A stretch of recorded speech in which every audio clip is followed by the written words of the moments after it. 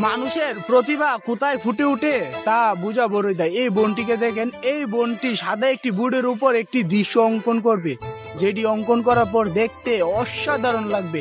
আসলে অসাধারণ তার ট্যালেন্ট। তাহলে চলুন ভিডিওটা সম্পূর্ণ দেখি কিভাবে দৃশ্যটি অঙ্কন করছে। আর ভিডিওটা প্রথম থেকে থাকলে অবশ্যই বন্ধুদের মাঝে শেয়ার করে দিবেন।